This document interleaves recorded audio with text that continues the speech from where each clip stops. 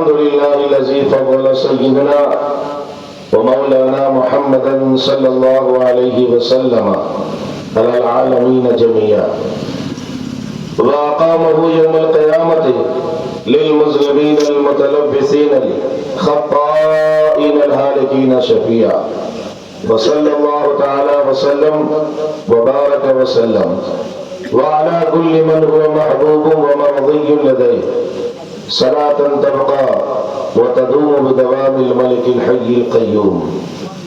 أشهد أن لا إله إلا الله وحده لا شريك له وأشهد أن سيدنا ومولانا وملجانا محمدا عبده ورسوله بالهدى ودين الحق أرسله. أما بعد فأعوذ بالله من الشيطان الرجيم.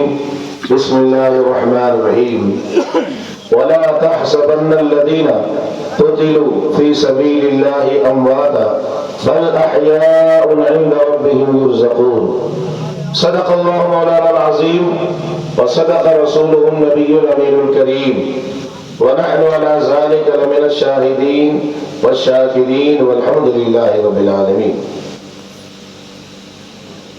تاجدار کربلا کانفرنس میں تشریف فرما خوش عقیدہ سنی جنتی عوام، بڑی خوشی کی بات ہے اور مسرت و شادوانی کی گھڑی ہے کہ آپ آج کئی دنوں سے تقریباً آج کی یہ شب 8ویں شب ہو گئی ہوگی جس میں آپ امام حسین اور جانثاران امام حسین کی محبت میں اور ان کی عقیدت میں یہاں ہر روز آپ حاضر آئے اور آج کے بعد بھی 3 راتیں آپ کو حاضری دینی ہے. یہ خاص کر نواز رسول جگر گوش بطول علی کے جگر پارے مسلمانوں کے دلوں کے چین جسے ہم اور آپ امام عالی مقام سید الشہداء امام حسین کے نام سے جانتے اور پہچانتے. یہ ان کی محبت اور عقیدت جو آپ کے دلوں میں بیٹھی ہوئی ہے، یہ اسی کا نتیجہ ہے کہ آج آپ کئی راتوں سے اس عظیم الشان کانفرنس میں جسے تاجدار کربلا کانفرنس کا نام دیا ہے، آپ کئی گھنٹے حاضر رہتے ہیں. یاد رکھیں کہ یہ راتیں سب کو نہیں ملتی، اور اگر راتیں ملتی ہے تو سب کو یہ سعادت حاصل نہیں ہوتی ہے کہ ایسی راتوں میں حاضر ہو کر کے اللہ کے پیاروں کا ذکر جمیل سنے اور اس سے ایمان کو تر و تازہ کرے، اور وہ بھی ایسے جسے رسول کریم صلی اللہ علیہ وسلم نے تربیت دیا ہو، جو نبی دو جہاں صلی اللہ علیہ وسلم کے آغوش کی پروردہ جسے ہم امام عالی مقام کے نام سے جانتے اور پہچانتے، ان کی محبت میں بیٹھ جانا اور بیٹھ کر کے اپنی راتوں کو ان کی عقیدت میں گزار دینا، یہ سب کو نصیب نہیں ہوتا ہے، بلکہ جن پر ان آقاؤں کا کرم ہوتا ہے وہی ایسی مجلس میں حاضری دیتے ہیں. میں تاجدار کربلا کانفرنس کمیٹی کے تمام منتظمین، معاونین، اراکین اور محبین کو دل کی عطا گہرائیوں سے مبارکبادی پیش کرتا ہوں، خاص کر کے ہمارے سید زاہد صاحب اور جماعت رضائے مصطفیٰ کے دیگر ذمہ داروں کو کہ واقعی آپ نے ایسی مجلس سجائی ہے، اور وہ بھی مجلس کی برکتیں اور رحمتیں دیکھیے جو آج کل ہندوستان کی مجلسوں میں ایسی چیز دیکھنے میں نہیں ملتی ہے.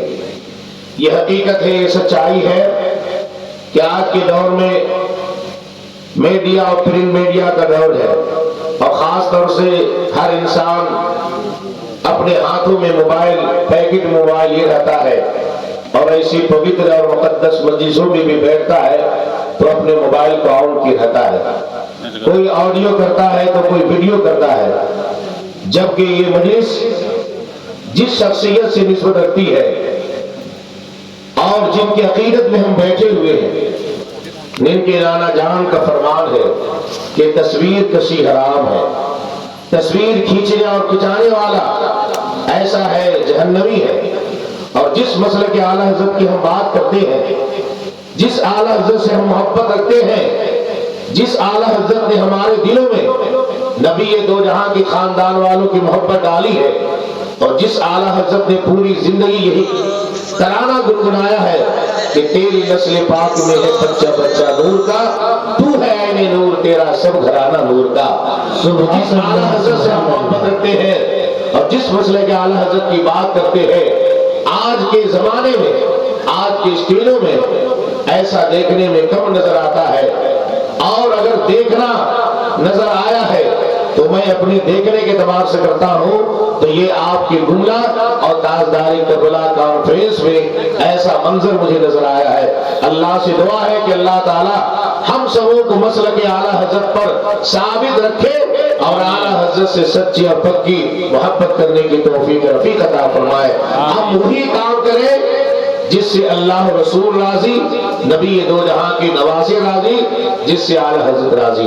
آپ اس پر قائم رہیں گے تو انشاءاللہ تبارک و تعالی دنیا میں بھی آپ کو سرخرو ملے گی، قبر کی منزل میں آپ کے لیے نور ہی نور ہوگا، میدان محشر میں رسول اللہ کی شفاعت نصیب ہوگی۔ اللہ کی بارگاہ میں دعا کریں کہ اللہ ہم سبوں کو ایسی باتوں پر ثابت قدم رکھے جس بات سے ایمان اور عقیدہ تر و تازہ ہو جاتا ہے اور جس سے ایمان مستحکم ہو جاتا ہے۔ میں اپنی گفتگو کو آگے بڑھاؤں اس سے پہلے انتہائی محبت و عقیدت کے ساتھ سب سے پہلے بھیک دینے والے آقا وذاتا، دونوں جہاں کے مالک و مختار، آفتاب رسالت، ماہتاب نبوت، شمع بزم ہدایت، صاحب شریعت، قاسم نعمت، مصطفیٰ جان رحمت، پیارے آقا جناب پاک محمد رسول اللہ صلی اللہ علیہ وسلم کی بارگاہ عظمت میں جی لگا کر بآواز بلند درود شریف کا نذرانہ پیش کریں۔ جھوم کر کے پڑھیے بآواز بلند درود شریف۔ اللہم صلی علی سیدنا مولانا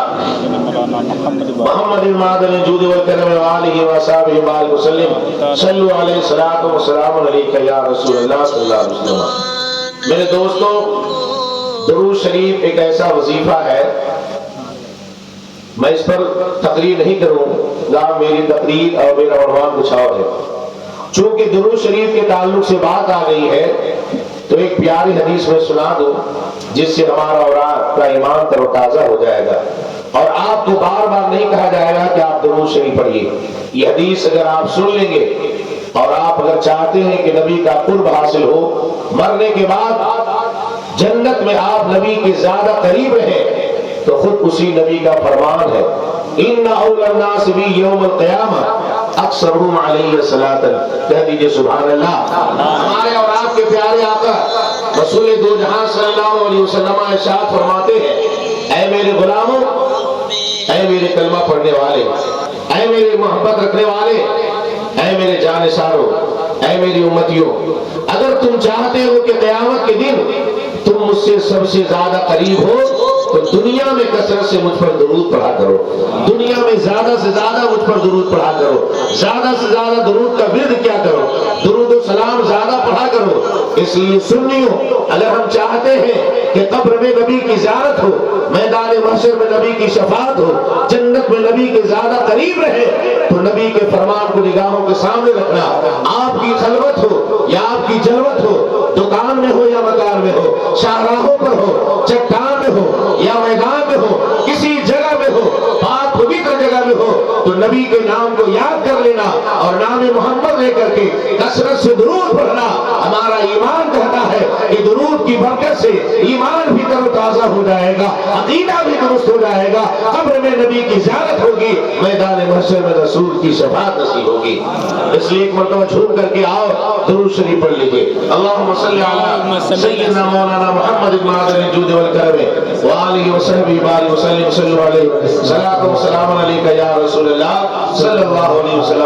مجمع بڑا اچھا ہے، سنجیدہ ماحول ہے، اور سنجیدے ماحول سے گفتگو سننی چاہیے، لیکن گاہے بدائے سبحان اللہ کہہ دیں گے تو اس میں آپ ہی کا فائدہ ہے۔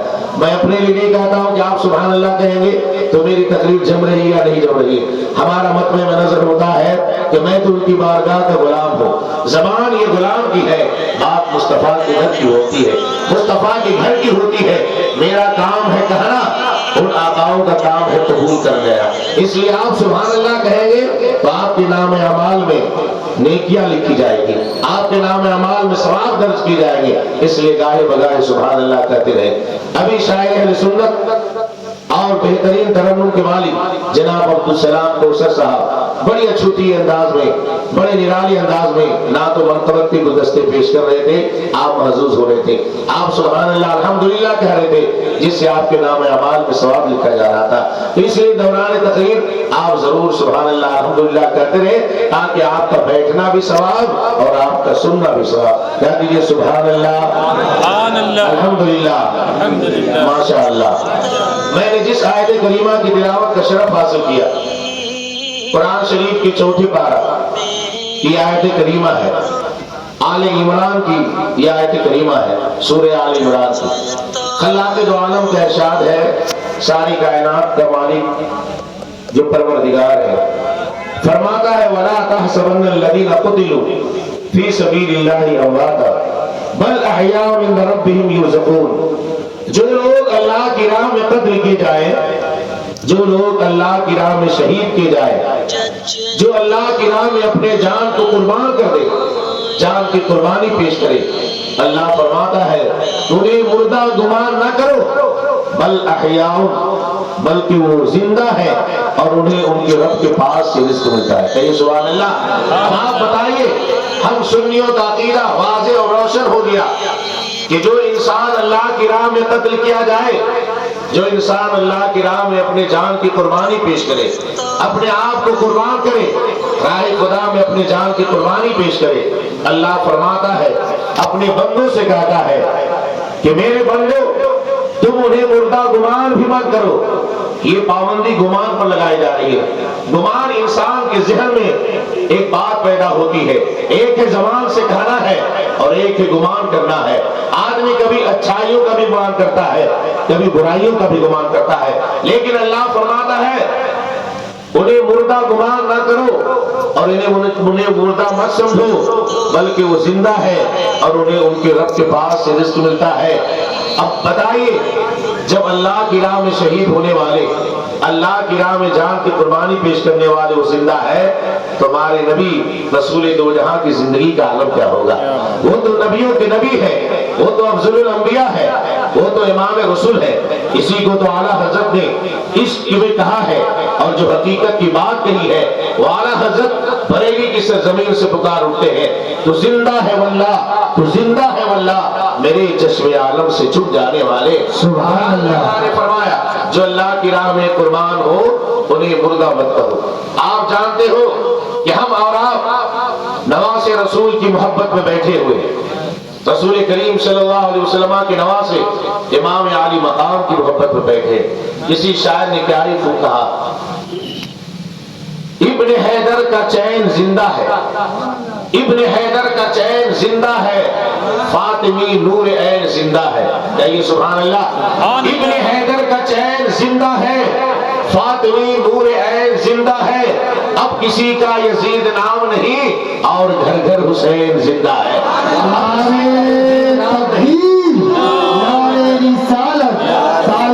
کربلا کانفرنس حضرت علامہ مفتی نوشاد صاحب قبلہ زندہ باد. ابن حیدر کا چین زندہ ہے، فاطمی نور عین زندہ ہے، اب کسی کا یزید نام نہیں اور گھر گھر حسین زندہ ہے. حسین ایسے زندہ ہے ہمارے دلوں میں زندہ ہے، ہماری مجلسوں میں زندہ ہے، ہمارے مسجدوں میں زندہ ہے، ہمارے مدرسوں میں زندہ ہے، ہماری خلوتوں میں زندہ ہے، ہماری جلوتوں میں زندہ ہے، ہمارے نیاز و فاتحے میں زندہ ہے، اچھی جگہوں میں زندہ ہے. اور یزید ایسا مرا ہے کہ کربلا کے بعد یزید ہمیشہ کے لیے مر گیا ہے. یزید ایسا مرا ہے کہ کوئی اپنے بیٹے کا نام یزید رکھنا نہیں چاہتا ہے، لیکن جس کے دلوں میں نماز رسول کی محبت ہے، اس کے گھر میں اگر کوئی بیٹا ہوتا ہے تو اس کا نام حسین رکھتا ہے، یا حسن رکھتا ہے، یا غلام حسن رکھتا ہے، یا غلام حسین رکھتا ہے. یہ اس بات کی دلیل ہے کہ حسین آج بھی زندہ ہے، کل بھی زندہ ہے اور صبح قیامت تک زندہ ہے. سبحان اللہ سبحان اللہ. حسین آج بھی زندہ ہے، کل بھی زندہ ہے اور صبح قیامت تک زندہ ہے. اور یزید تو کربلا کے بعد ایسا مر گیا کہ کوئی اپنے بیٹے کا نام یزید رکھنا نہیں چاہتا ہے. ایک انسان بڑا شرابی تو ہوتا ہے, بڑا کبابی تو ہوتا ہے, بڑا زانی تو ہوتا ہے, بدبخت ہوتا ہے, خطا کار ہوتا ہے, لیکن اسے یہ پسند نہیں ہے کہ اپنے بیٹے کا نام یزید رکھے. لیکن جس کے دلوں میں امام حسین کی محبت ہوتی ہے, اپنے بیٹے کا نام یا تو غلام حسن رکھتا ہے یا تو غلام حسین رکھتا ہے. اسی کو شاعر کہتا ہے, ابن حیدر کا چین زندہ ہے, فاطمی نور عین زندہ ہے, اب کسی کا یزید نام نہیں اور گھر گھر حسین زندہ ہے. اور آگے شاعر کہتا ہے, امام حسین کربلا میں جا کر کے اپنے اور اپنے کنبے کی قربانی پیش کیا, اپنے 72 جانثاروں کو قربان کیا. آخر کیا ضرورت تھی امام حسین کو جانے کی؟ امام حسین واپس بھی ہو جاتے, راستے سے پلٹ بھی جاتے, لیکن یاد رکھو یہ امام حسین نبی دو جہاں صلی اللہ علیہ وسلم کے بارگاہ کی تربیت یافتہ ہے. وہ امام حسین جو کبھی اپنے نانا جان کے آغوش میں ہوتے, وہ امام حسین جو کبھی اپنے نانا جان کے پشت انور پر ہوتے, وہ امام حسین جب نبی دو جہاں خطبہ دیتے تھے خطبے کے وقت حاضر ہو جاتے, وہ حسین جب نبی نماز پڑھتے تھے نبی دو جہاں کے پشت انور پر سوار ہو جاتے, وہ حسین جس کے ہونٹوں کو مصطفیٰ نے چوما ہے, وہ حسین جس کی پیشانی کو مصطفیٰ نے چوما ہے, جس کے ہونٹوں کا حضور نے بوسہ لیا ہے, وہ حسین جسے رسول دو جہاں نے اپنے کندھے پر سوار کیا ہے, وہ حسین آخر کربلا کیوں گئے اور جانے کا مقصد کیا ہے؟ تو شاعر کہتا ہے, کوفیوں کی تو عید ہو جاتی, کوفیوں کی تو عید ہو جاتی, روح مذہب شہید ہو جاتی. کوفی لوگ کی خوشی ہو جاتی, عید کی طرف سے خوشی مل جاتی. کیوں مل جاتی؟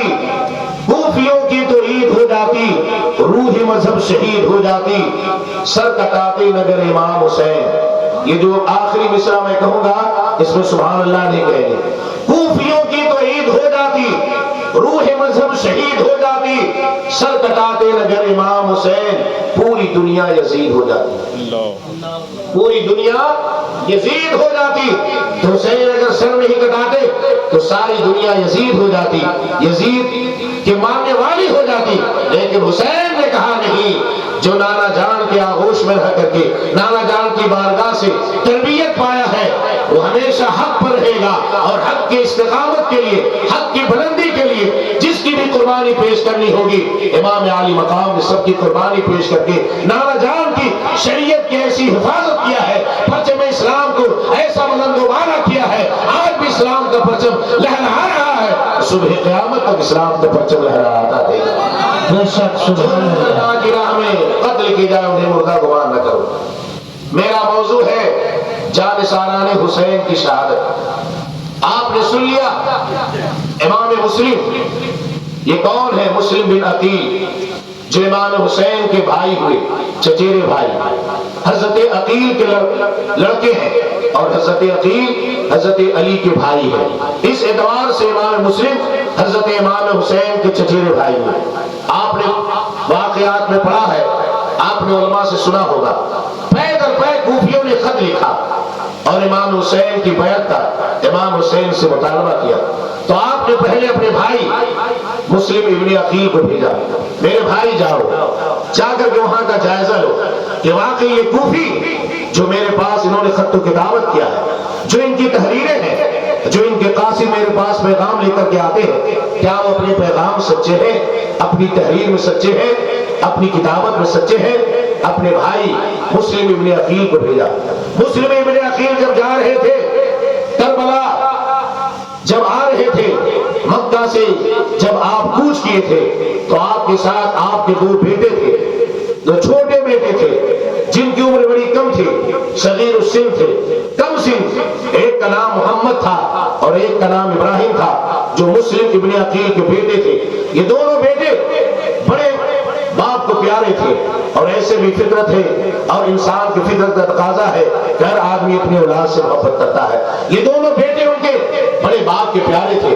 امام مسلم جب چلنے لگے تو محمد اور ابراہیم ان کے دونوں بیٹے نے کہا, ابو آپ بھی مجھے اپنے ساتھ چلیے، آپ بھی مجھے اپنے ساتھ لے کر کے چلیے، اپنے کارواں میں، اپنے قافلہ میں مجھے ساتھ لے کر کے چلے۔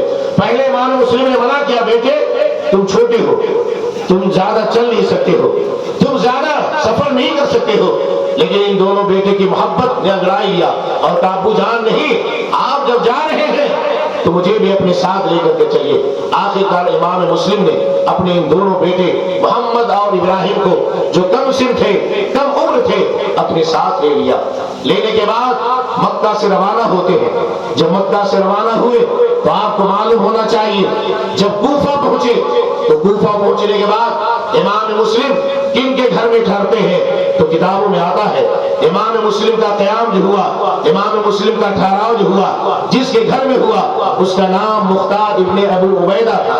مختار ابن ابو عبیدہ جو ظاہری اعتبار سے امام مسلم سے، اہل بیت سے محبت کرنے والا تھا، مختار ابن ابو عبیدہ کے گھر امام مسلم کا قیام ہوا۔ امام مسلم ان کے ٹھہرے۔ اب کوفہ کے شیعوں کو یہ خبر ہوئی، شیعان علی کو یہ خبر ہوئی کہ امام مسلم امام حسین کا نائب بن کر آئے ہیں، امام مسلم امام حسین کی طرف سے بھیجے گئے ہیں۔ اس کے بعد کیا ہوا، شیعان علی جوک در جوک زیادہ سے زیادہ تعداد میں امام مسلم کے ہاتھ پر آتے تھے اور امام حسین کی بیعت کر رہے تھے، اور امام مسلم نے ان کو امام حسین کی بیعت ان کے ہاتھوں سے لیا اور امام مسلم اپنا ہاتھ دے رہے تھے، لیکن حقیقت میں وہ بیعت امام حسین کے لیے رہے تھے، امام علی مقام کے لیے رہے تھے۔ کتابوں میں آتا ہے ایک ہفتہ کے اندر 18,000 کوفی لوگ جو ہے امام مسلم کے ہاتھ پر امام حسین کے ان لوگوں نے بیعت لے لیا۔ اب جب کوفہ میں یہ بات پھیل گئی اور زور زور سے لوگ، زیادہ سے زیادہ تعداد میں لوگ امام مسلم کے ہاتھوں پر ہاتھ دے کر کے امام حسین کی بیعت لے رہے تھے، چونکہ امام مسلم اپنا ہاتھ دے رہے تھے لیکن اپنے ہاتھ پر اپنے بھائی امام حسین کے لوگوں سے بیعت لے رہے تھے کہ امام حسین کو اپنا امیر تسلیم کرتے ہو، اپنا قائد تسلیم کرتے ہو، اپنا رہبر تسلیم کرتے ہو۔ ان شیعان علی نے کہا، ان کوفہ والوں نے کہا ہاں ہم انہیں اپنا امیر تسلیم کرتے ہیں، اپنا قائد تسلیم کرتے ہیں، اپنا لیڈر تسلیم کرتے ہیں۔ ان لوگوں نے کہا کہ ہم یزید کو نہیں مانتے ہیں، ہم یزید کو اپنا پیشوا نہیں مانتے ہیں، اپنا رہبر نہیں مانتے ہیں، اپنا قائد نہیں مانتے ہیں، ہمارے قائد، ہمارے لیڈر، ہمارے رہبر، ہمارے پیشوا جو ہے امام حسین نواسے رسول ہے۔ عالم یہ ہوا ایک ہفتے کے اندر 18,000 لوگ نے امام مسلم کے ہاتھوں پر ہاتھ دے کر کے امام علی مقام کی بیعت لے لیا۔ آپ کو معلوم ہونا چاہیے اسی زمانے میں کوفہ کے ایک گورنر تھے صحابی رسول حضرت نعمان ابن بشیر۔ نعمان ابن بشیر نے جب یہ حالت دیکھی تو وہ سمجھ گئے یہ کوفیوں کی مکاری ہے، عیاری ہے، دغا بازی ہے۔ جمعہ کے دن نعمان ابن بشیر جو ہے خطبہ دینے کے لیے کھڑے ہوئے۔ خطبہ دینے کے بعد اللہ کی حمد و ثنا، اللہ کی تعریف بیان کیا۔ تعریف بیان کرنے کے بعد کہا اے کوفہ والو، امام مسلم کے ہاتھ تم زیادہ سے زیادہ تعداد میں آ کر کے ان کے ہاتھوں پر بیعت لے رہے ہو، تمہیں معلوم ہونا چاہیے کہ یزید کو اگر اس کی اطلاع ہو جائے گی تو یزید بھڑک جائے گا اور یزید زیادہ غصے میں آ جائے گا اور زیادہ شدت پسندی کو اختیار کر لے گا۔ آپ کو معلوم ہونا چاہیے ہر زمانے میں ایک دوسرے کے لوگ چاپلوس ہوا کرتے تھے۔ اس زمانے میں ایک شخص جس کا نام تھا عبداللہ بن مسلم، جو یزید سے محبت کرتا تھا اور یزید کا بڑا بھائی خواہ تھا، بڑا خیر خواہ تھا۔ اس نے دیکھا کہ نعمان ابن بشیر امام مسلم کے ساتھ سختی نہیں کرتے ہیں، وہ ان پر پہرا نہیں کرتے ہیں، جو بھی ان کے ہاتھ پر ہاتھ دے کر کے بیعت ہوتا ہے خود اجازت انہوں نے دیا ہے۔ ان لوگوں نے کیا کیا، عبداللہ بن مسلم اور اس کے دوسرے ساتھیوں نے مشورہ کیا۔ مشورہ کرنے کے بعد کچھ خط جو ہے یزید کے نام لکھا اور کہا یزید تم کو معلوم ہونا چاہیے اگر تم نے توجہ نہیں دیا تو کوفہ تمہارے ہاتھ سے نکل جائے گا، عراق تمہارے ہاتھ سے نکل جائے گا، بغداد کی راجدھانی تمہارے ہاتھ سے نکل جائے گی۔ تمہیں معلوم ہونا چاہیے جس کو تم نے کوفہ کا گورنر بنایا ہے نعمان ابن بشیر، نعمان ابن بشیر جو ہے امام مسلم کے ساتھ ہمدردی سے پیش آتے ہیں، محبت سے پیش آتے ہیں، الفت سے پیش آتے ہیں۔ اس کا نتیجہ یہ ہے کہ ایک ہفتے میں 18,000 جو ہے شیعان علی امام مسلم کے ہاتھ پر ہاتھ دے کر کے امام حسین کی بیعت ان لوگوں نے قبول کر لیا ہے۔ اس لیے تم پر لازم ضروری ہے کہ تم اپنی توجہ جو ہے کوفہ کی طرف مبذول کرو، اپنی توجہ کوفہ کی طرف دیکھو اور نعمان ابن بشیر کو جو خدا تم نے دیا ہے، کوفہ کا تم نے جو گورنر بنایا ہے، اس گورنری سے اسے سسپینڈ کرو، اسے معزول کرو، اگر نہیں کرو گے تو عراق بھی تمہارے ہاتھ سے چلا جائے گا اور کوفہ بھی تمہارے ہاتھ سے نکل جائے گا۔ یاد رکھے جب یہ خط یزید پلید کے دربار میں پہنچتا ہے، کئی خطوط یزید پلید کے دربار میں جب پہنچا، یزید پلید نے یہ خط پڑھنے کے بعد اپنے خاص لوگوں کو بلایا، بلانے کے بعد اس سے مشورہ کیا اور پوچھا میرے دوستو بتاؤ ایسے ایسے خطوط، ایسے ایسے لیٹر میرے پاس آئے ہیں، کیا کیا جائے؟ تو ان کے جو مشیر تھے، مشورہ دینے والے تھے، ان لوگوں نے کہا دیکھیے ایسے عالم میں نعمان ابن بشیر کو جو آپ نے گورنر کوفہ کا بنایا ہے، پہلے اس کو سسپینڈ کریے، پہلے اس کو وہاں سے معزول کریے، برخاست کریے۔ اگر اس کو معزول نہیں کریں گے، برخاست نہیں کریں گے، سسپینڈ نہیں کریں گے تو ان کی ہمدردی پا کر کے امام مسلم جو ہے نہ جانے کتنے کو اپنے ہاتھ پر بیعت کرا کر کے امام حسین کی بیعت لے لیں گے، پھر آپ کے ہاتھ سے کوفہ بھی چلا جائے گا، عراق بھی چلا جائے گا، بغداد بھی چلا جائے گا۔ تو اس نے پوچھا کہ کیا کیا جائے؟ اس نے کہا یاد رکھیے امام مسلم کے مقابل میں ایسے شخص کو کوفہ کا گورنر بناؤ جو ان کے مقابل میں شدت پسند ہو، جو ان کے مقابل میں سختی کرنے والا ہو، جو ان کے مقابل میں شدت سے ان کا سامنا کرنے والے ہو۔ لوگوں نے کہا تمہاری رائے کیا ہے؟ تو کہا اس وقت جو ہے عبید اللہ ابن زیاد، جسے ابن زیاد کے نام سے یاد کیا جاتا ہے، کہا عبید اللہ ابن زیاد کو جو ہے کوفہ کا گورنر بناؤ، یہی ایسا شخص ہے جو ان کے مقابل میں خاندان اہل بیت کے مقابل میں بڑا جری ہے، بڑا بے باک ہے، بڑا بے لگام ہے، اور سختی سے جب پیش آئے گا تو پھر ان کی بڑھتی ہوئی طاقت رک جائے گی، ان کے نام لیواؤں کی کمی ہو جائے گی، ان کے ماننے والوں میں کمی ہو جائے گی۔ ان کے مشورے اس کو پسند آئے، وہاں سے اس نے خط لکھا، اور خط لکھنے کے بعد اس نے کہا کہ نعمان ابن بشیر کو میں معزول کرتا ہوں۔ اب کوفہ کا گورنر کس کو بنایا گیا تھا؟ عبید اللہ ابن زیاد کو بنایا گیا تھا، جبکہ عبید اللہ ابن زیاد اس وقت بصرہ کا گورنر تھا۔ بصرہ کی گورنری سے اسے معزول کر دیا گیا، سسپینڈ کر دیا گیا، اور بصرہ کا گورنر ابن زیاد کے بھائی کو بنایا گیا، اور ابن زیاد کو کہا گیا کہ تم جاؤ، میں نے تمہیں کوفہ کا گورنر بنایا۔ اب اس کے بعد جب یہ لیٹر ابن زیاد کے پاس آیا کہ میں نے تمہیں کوفہ کا گورنر بنایا، تو اب ابن زیاد نے پورے حالات معلوم کر لیے کہ کوفہ کے کیا حالات ہیں۔ اس نے لوگوں سے معلوم کیا، لوگوں نے کہا یہاں کا تو بڑا نقشہ پلٹا ہوا ہے، جب سے امام مسلم آئے ہیں لوگ ان کے آمد کی خبر سن کر کے ان کے ہاتھوں پر لوگ بیعت ہو رہے ہیں، اور یہ بیعت حقیقت میں امام حسین کی بیعت وہ لے رہے ہیں۔ اگر آپ تاخیر کریں گے تو نقشہ پلٹ جائے گا، سارا معاملہ بگڑ جائے گا۔ اس کے بعد اس نے دیکھا کہ کیا کیا جائے، تو دیکھا کہ ابھی ہوا ہمارے خلاف ہے، ہوا ہمارے خلاف ہے، ماحول ہمارے خلاف ہے، ہمارے خلاف ہوا ہے۔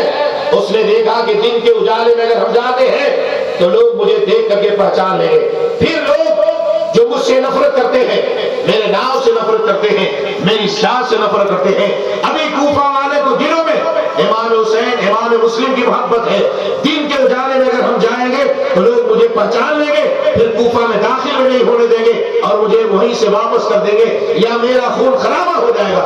اس نے کیا کیا؟ بڑا مکار تھا، بڑا عیار تھا، بڑا دھوکہ باز تھا، گرگٹ کی طرح رنگ بدلنے میں بڑا ماہر تھا۔ کتابوں میں آتا ہے اس نے کیا کیا؟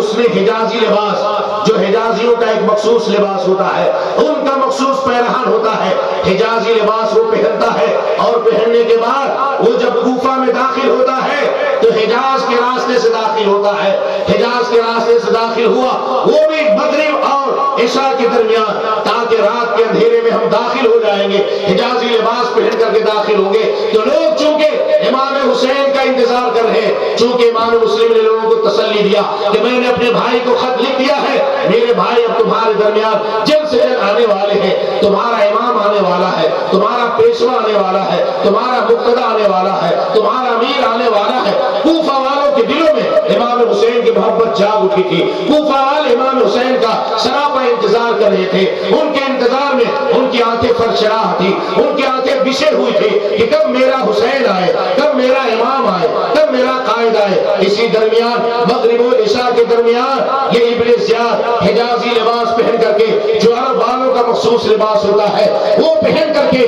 رات کے اندھیرے میں داخل ہوتا ہے۔ جب کوفہ میں داخل ہوا، رات کی تاریکی کی وجہ سے لوگ نہیں پہچانوائے اور کوفہ میں اعلان ہو گیا تو کوفہ والے جب حجازی لباس دیکھے تو کوفہ والے سمجھ گئے کہ یہ میرا امیر ہے، یہ امام حسین ہے، میرا پیشوا ہے، میرا قائد ہے، میرا لیڈر ہے۔ اس کے بعد کوفہ والے جو ہے جوش مسرت میں، شادمانی اور خوشحالی میں چھوپ کر کے کوفہ والے نے نعرہ لگانا شروع کر دیا، یا حسین کا نعرہ لگایا، یا امیر کا نعرہ لگایا۔ اسی نعرے کے درمیان ابن زیاد اندر تو گھٹ رہا تھا کہ کہیں یہ پردہ فاش نہ ہو جائے، کہیں میرے بارے میں لوگوں کو جان نہ لا جائے۔ اس کے بعد کوفہ کے ہر گھروں سے لوگ اکٹھا ہونے لگے، یہ سمجھ کر کے اکٹھا ہونے لگے کہ اب میرا حسین آ چکا ہے، اب نواز رسول آ چکے ہیں، جگر گوشے بطول آ چکے ہیں، علی کے آنکھوں کے تارے آ چکے ہیں، مسلمانوں کے دل کا چین آ چکے ہیں، مسلمانوں کی آنکھوں کی ٹھنڈک آ گئے ہیں، فاتح کربلا آ گئے ہیں۔ امام حسین سمجھ کر کے کوفہ کے ہر گھر سے لوگ باہر آ گئے تھے، اپنے حسین اور اپنے امام کے استقبال کے لیے آئے تھے، نعرہ بلند ہو رہے تھے۔ اسی درمیان نعمان ابن بشیر جو صحابی رسول تھے، جو پہلے گورنر کے کوفہ کے تھے، جن کو معزول کیا گیا، وہ اپنے گھر کے چھت کے اوپر چڑھ کر کے یہ آواز دیتے ہیں، اے حسین، اگر آپ واقعی نواز رسول ہیں، آپ حسین ابن علی ہیں، یہ کوفہ والوں کے دھوکے میں مت آئیے، یہ کوفہ والے بڑے عیار ہیں، بڑے مکار ہیں، آپ واپس چلے جائیے، خدا کے واسطے آپ واپس لوٹ جائیے، ورنہ یہ آپ کے ساتھ دغا بازی کریں گے، دھوکہ بازی کریں گے۔ نعمان ابن بشیر اپنے گھر کے چھت سے آواز دے رہے تھے، اسی درمیان جلوس میں سے ایک شخص نے آواز دی لیا، اے نعمان ابن بشیر، جس حسین کی بات کرتے ہو، جس جگر گوشے بطول کی بات کرتے ہو، جس نواز رسول کی بات کرتے ہو، وہ نواز رسول نہیں ہے، جگر گوشے بطول نہیں ہے، فاطمہ کی آنکھوں کی ٹھنڈک نہیں ہے، نور دیدے فاطمہ نہیں ہے، یہ عیار و مکار ابن زیاد ہے جو حجازی لباس پہن کر کے ہمارے درمیان آ چکا ہے۔ اب ابن زیاد نے دیکھا کہ ماحول خراب ہو جائے گا، لوگ اس کا پیچھا کرتے ہیں، کوفی لوگ اسے دوڑاتے ہیں، اسی تیزی میں ابن زیاد جو ہے، جو کوفہ کا گورنر ہاؤس تھا، تیزی میں اپنے لوگوں کے ساتھ اسی گورنر ہاؤس میں داخل ہو گیا اور اندر سے اس نے دروازہ بند کر لیا۔ کہیے سبحان اللہ۔ اندر سے اس نے دروازہ بند کر لیا۔ اب دیکھیں اس کی عیاری و مکاری، اندر سے دروازہ بند کیا، کچھ لوگ کو ساتھ لے کر کے آیا تھا۔ اب اس کے بعد یہاں کوفہ والوں کی دیکھی عقیدت کہ امام مسلم جب آئے، عقیدت کا عالم یہ ہے کہ ایک ہفتے میں 18,000، دیگر روایتوں میں 20,000 لوگ امام مسلم کے ہاتھ پر ہاتھ دے کر کے امام حسین کی بیعت قبول کیے۔ اب ابن زیاد اسی گورنر ہاؤس سے اپنی سازش رچنا شروع کر دیا۔ اب لوگوں کو ڈرانے لگا، دھمکانے لگا، کوفہ والوں کو کہنے لگا تمہیں معلوم نہیں۔ اس نے کہا کیا، گورنر ہاؤس کے چھت کے اوپر چڑھ کر کے کوفہ والوں کے درمیان خطاب کیا، کوفہ والے تم یاد رکھو تمہارا امیر یزید ہے، تمہارا قائد یزید ہے، اگر اسے تم اپنا قائد اور امیر نہیں مانو گے تم ہلاک ہو جاؤ گے، تباہ و برباد کر دی جاؤ گے، اسے تم مانو، اس سے تمہاری عافیت ہے۔ یزید بڑا جری آدمی ہے اور جو ٹھان لیتا ہے وہ کرتا ہے، اس لیے اپنی عافیت چاہتے ہو، اپنے بچوں کی عافیت چاہتے ہو، اپنی بیویوں کی عافیت چاہتے ہو، اپنے گھر والوں کی عافیت چاہتے ہو، تو یزید کو اپنا امیر اور اپنا قائد مان دو، اگر نہیں مانو گے تو موت کے گھاٹ اتار دی جاؤ گے۔ اور معلوم ہے کہ اس کے ساتھ 1-2 ہزار نہیں، 22,000 کا لشکر جرار ہے، اور اگر تم نے ایسا نہیں کیا تو پھر اپنی ہلاکت کے تباہی کے لیے تیار ہو جاؤ۔ جب ابن زیاد گورنر ہاؤس سے کھڑے ہو کر کے اس نے تقریر کیا، اب دیکھی کوفی اس کا عالم دیکھیے، جو اس سے پہلے محبت کا اظہار کر رہے تھے، عقیدت کا اظہار کر رہے تھے، اب آہستہ آہستہ ان کی محبت اور ان کی عقیدت کمزور ہوتی چلی گئی۔ اس کے بعد دیکھا اور جاسوسوں سے پتہ لگایا کہ ابھی امام مسلم کے ماننے والوں کا کیا معاملہ ہے، تو ان کے جاسوسوں نے خبر دیا کہ نہیں اب ان کے ماننے والے کی تعداد کم ہو رہی۔ تو پھر اس نے کہا کہ اچھا پتہ لگاؤ امام مسلم کس کے گھر میں ٹھہرے، امام مسلم کس کے گھر میں ٹھہرے ہیں؟ تو لوگوں نے بتا دیا کہ امام مسلم جو ہے مختار بن ابو عبیدہ کے گھر ٹھہرے۔ اب اس نے دیکھا کہ اس کے گھر میں ٹھہرے ہوئے ہیں، اب امام مسلم کو معلوم ہو گیا کہ میرے بارے میں اس نے معلوم کر لیا، انہوں نے کیا کیا؟ مختار بن ابو عبیدہ کے گھر سے امام مسلم منتقل ہو گئے، اور وہی بان اہل بیت میں سے ایک شخص جس کا نام ہانی بن عروہ تھا، ان کے گھر امام مسلم ٹرانسفر ہو گئے۔ ان کو خطرہ محسوس ہوا کہ اس کو اس جگہ رہنے کی میری اطلاع ہوگی۔ اس کے بعد لوگوں کو بھیجا تو لوگوں نے پتہ لگایا تو معلوم ہوا کہ مختار بن ابو عبیدہ کے گھر نہیں ہے۔ پھر اب اس نے دیکھی کیسے سازش چلی، اب کہاں ہے وہ پتہ لگایا، چونکہ اس کو دشمنی امام مسلم تھی، امام مسلم کے بچوں سے دشمنی تھی، امام حسین سے دشمنی تھی۔ اب اس نے اپنے جاسوسوں کو لگا دیا۔ اسی درمیان اس کا ایک غلام تھا جس کا نام تھا معقل، اس غلام کو اس نے 3000 درہم دیے اور کہا دیکھو یہ درہم لے کر کے پتہ لگاؤ کہ امام مسلم کا قیام کس کے گھر میں ہے۔ اس کا غلام بھی بڑا شاطر تھا، بڑا چلاک تھا۔ اس نے کوفہ کی مسجد میں نماز مغرب کے وقت حاضری دیا۔ حاضری دینے کے بعد دیکھا ایک شخص جو بوڑھے تھے جن کا نام مسلم بن اوسجہ تھا، وہ نماز مغرب پڑھنے کے بعد کافی دیر تک وظائف میں مشغول تھے، وظیفہ کر رہے تھے۔ سارے لوگ نماز پڑھ کر کے ایک کے بعد دیگرے چلے گئے۔ مسلم بن اوسجہ اپنے وظیفے میں مشغول تھے۔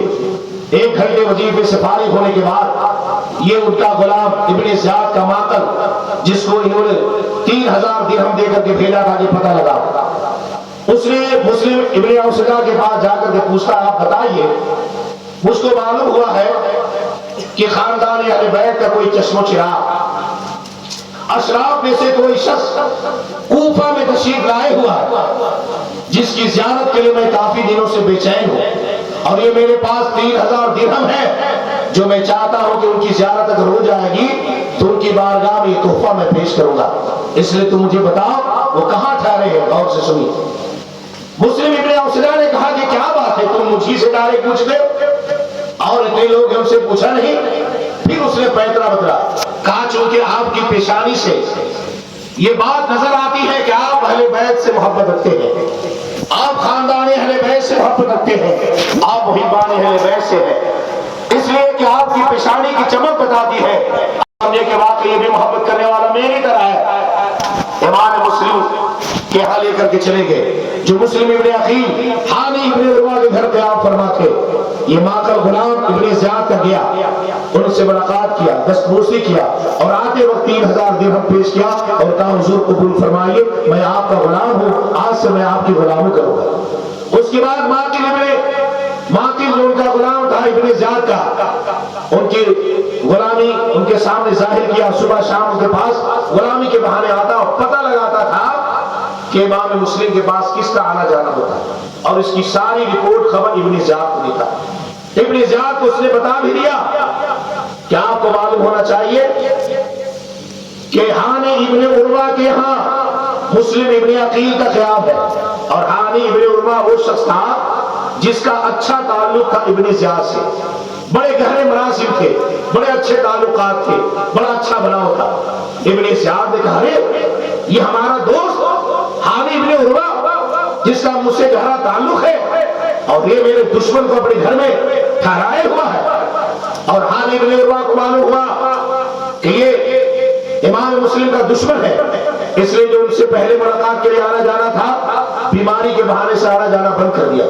اسی درمیان ابن زیاد نے اپنے ایک شخص کو کہا کہ ارے بتاؤ کیا بات ہے کہ حانی ابن عروہ کچھ دنوں سے میرے پاس نہیں آتے، تو اس نے کہا وہ بیمار ہے۔ کہا نہیں، مجھے معلوم ہے وہ تندرست ہے، صحت مند ہے، صبح سے شام تک اپنے دروازے اور چوکھٹ پر بیٹھے رہتے، وہ بیمار نہیں ہے، وہ نہیں آتے، اس کی اور وجہ ہے۔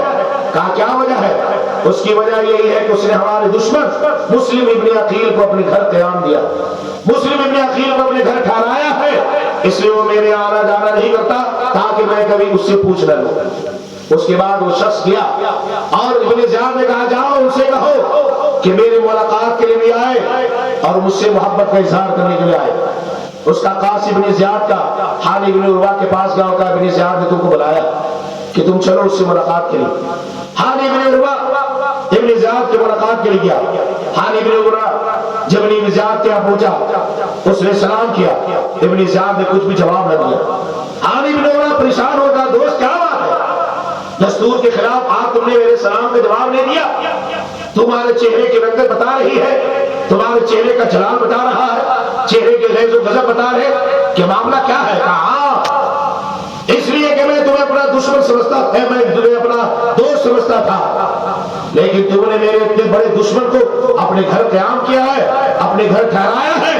جب تک کہ اس کو میرے حوالے نہیں کرو گے نہ میں تمہارے سلام کا جواب دوں گا اور نہ تجھے میں اپنی مجلس میں بیٹھنے کے لیے کہوں گا۔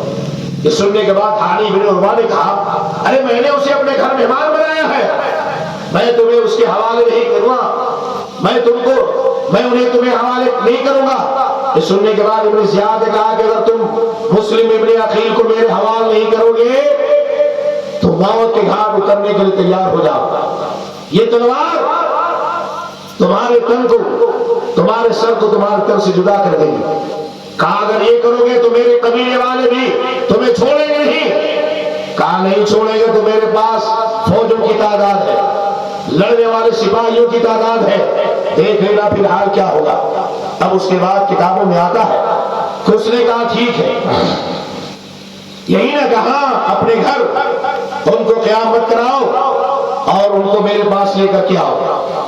اس کے بعد کتابوں میں آتا ہے کہ ابن زیاد نے جب ہانی ابن عروہ کو ڈرایا دھمکایا، ہانی ابن عروہ اپنے گھر آیا، آنے کے بعد امام مسلم سے کہا ہاتھ جوڑ کر کے خدا کے واسطے میرے گھر سے چلے جائیں، اس لیے کہ اگر آپ رہیں گے تو میری بھی جان کا خطرہ ہے، آپ کی بھی جان کا خطرہ ہے اور میرے گھر والے سب کی جان کا خطرہ ہے۔ وہ بڑا جری آدمی ہے، بڑا شدت پسند ہے، وہ جو کہتا ہے وہی کرتا ہے۔ یاد رکھو میرے دوستو، اگر ہمارے دلوں میں اہل بیت کی محبت ہے تو یہ بات سن کر کے ہمارا دل پسند جائے گا۔ اسلام کی تاریخ میں وہ منظر ہماری نگاہوں سے چھپتا نہیں ہے۔ کیا جو ہی کوفہ کا شام اور کوفہ کی راہیں ایسی ہو گئی تھی کہ کوفہ کے لوگ پہچان نہیں رہے تھے۔ ہانی ابن عروہ جب امام مسلم کو کہا آپ نکل جائیے میرے گھر سے، میرے گھر سے چلے جائیے، ہانی ابن عروہ جب نکلتے ہیں کوفہ کی گلی کوچے سے گزرتے ہیں، ہر اہل بیت کا محبت، ہر اہل بیت سے محبت کرنے کا دعویٰ کرنے والے، دم بھرنے والے سبوں نے اپنا دروازہ بند کر دیا تھا کہ کہیں مسلم ابن عقیل میرے گھر میں نہ آ جائے۔ صبح سے شام تک مسلم ابن عقیل دیکھتے ہیں یہ کیا ماحول ہے۔ یہی کوفہ والے ایک ہفتہ پہلے پرتپاک انداز میں میرا استقبال کیا تھا، میرا ویلکم کیا تھا، خیر مقدم کیا تھا، خوش آمدید کہا تھا، اور کوفہ کے سارے لوگوں نے میرے لیے اپنے گھر کے دروازے کھول دیے تھے۔ مولا آج کیا معاملہ ہے کہ صبح سے شام ہو گئی، سارے لوگ اپنے دروازے بند کیے ہوئے ہیں، دروازہ مقفل ہے، کوئی دروازہ کھلا نظر نہیں آتا کہ کسی دروازے کے پاس جا کر کے پناہ لے لو، کسی دروازے کے پاس جا کر کے اپنی فریاد پیش کرو، اپنی پریشانی پیش کرو۔ اسی عالم میں صبح سے شام تک مسلم ابن عقیل در بدر کی ٹھوکریں کھاتے ہیں۔ مسلمانوں غور کرو، جن کے در سے اور جن کے گھر سے ہم بھیک ملتی ہے، جن کے گھر سے ہمیں عزت ملی ہے، جن کے گھر سے ہمیں عظمت ملی ہے، جن کے گھر سے ہمیں سب کچھ ملا ہے، آج ان کے گھر والوں کے ساتھ ایسا برا سلوک کیا گیا کہ اسلام کی تاریخ میں ایسی نظیر نہیں ملتی ہے۔ اے کوفہ والو، تم سے بڑے بے وفا کوئی نظر نہیں آتے ہیں۔ ایک طرف تم نے اپنی محبت کا دم دھرا اور پل بھر میں تمہاری محبت بے وفائی میں ایسی تبدیل ہو گئی تھی کہ تاریخ اسلام نے یہ بات لکھنے پر مجبور ہو گئی کہ کوفہ جیسے بے وفا لوگ اسلام کی تاریخ میں نہیں ملتے۔ صبح سے شام تک مسلم ابن عقیل در بدر کی ٹھوکریں کھاتے ہیں، کسی کا دروازہ کھلا نہیں۔ شام کا وقت ہو گیا ہے، سورج ڈوبنے کے قریب ہے، آسمان کا سورج ڈوب رہا ہے۔ ادھر اہل بیت کا ایک سورج ہے جو اپنی چمک سے، اپنی دمک سے، اپنی روشنی سے کوفہ کی گلیوں کو روشن کیا ہوا ہے، لیکن رات کا اندھیرا قریب سے قریب ہو رہا ہے، سورج ڈوبنے کے قریب ہو گیا۔ یہاں تک کہ مسلم ابن عقیل نے دیکھا ایک عورت ہے اپنے گھر کے دروازے کو کھولی ہوئی۔ مسلم ابن عقیل اس کے دروازے کے پاس گیا، کہا ماں میں ایک مسافر آدمی ہوں، ایک بے سہارا آدمی ہوں، میں دوسری جگہ کا رہنے والا ہوں، مجھے پیاس لگی ہے، صبح سے شام تک پانی کا ایک قطرہ بھی میرے ہونٹ کے نیچے نہیں آیا ہے، پیاس کی شدت مجھے تڑپا رہی ہے، خدا کے واسطے مجھے پانی دے دو۔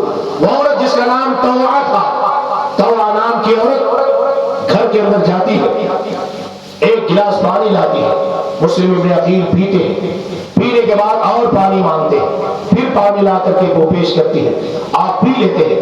پینے کے بعد مسلم ابن عقیل اسی گھر کے دروازے کے پاس بیٹھ جاتے ہیں۔ وہ عورت نے کہا، اے آنے والا شخص، اے شخص، تو نے پانی کا مطالبہ کیا تھا، میں نے تمہیں پانی دے دیا، میں نے تیری پیاس بجھا دیا، تیری پیاس ختم ہو گئی، اب میرے دروازے پر کیوں بیٹھا ہے؟ یہاں سے چلا جا۔ اس نے کہا، میں کہاں جاؤں، میں ایک مسافر آدمی ہوں، ایک بے کس بے سہارا آدمی ہوں، اس شہر میں میرا پہچاننے والا کوئی نہیں، اس شہر میں میرے خاندان والے نہیں، اس شہر میں میرے کوئی شناسائی نہیں ہے، میں کس کے دروازے جاؤں، میں کس کے گھر جاؤں، میں بے کس بے سہارا ہوں۔ کہا کیا بات ہے؟ کہا میں باہر سے آیا ہوں۔ پوری داستان حضرت امام مسلم ابن عقیل نے سنا دیا۔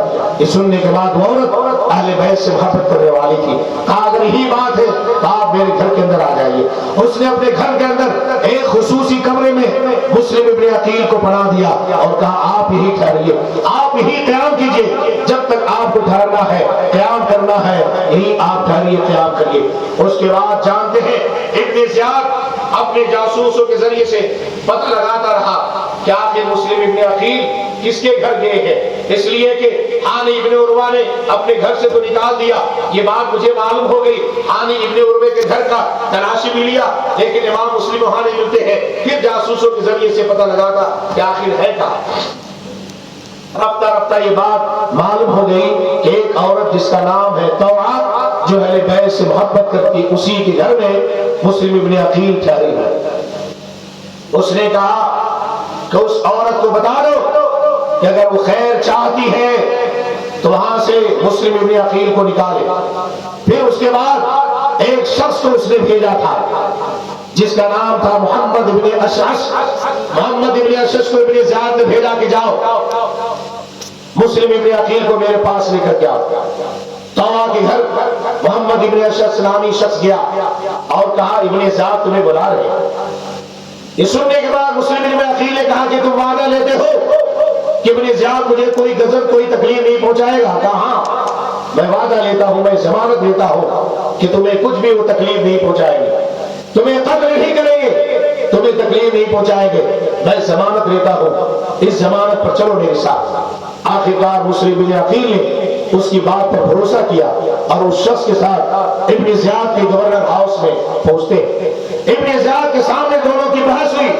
مسلم ابن عقیل نے کہا ابن زیاد تمہیں معلوم ہونا چاہیے ہمارا امیر، ہمارا قائد، ہمارا لیڈر حسین ابن علی ہے، حسین ابن علی ہے، حسین ابن علی ہے، نواسی رسول ہے۔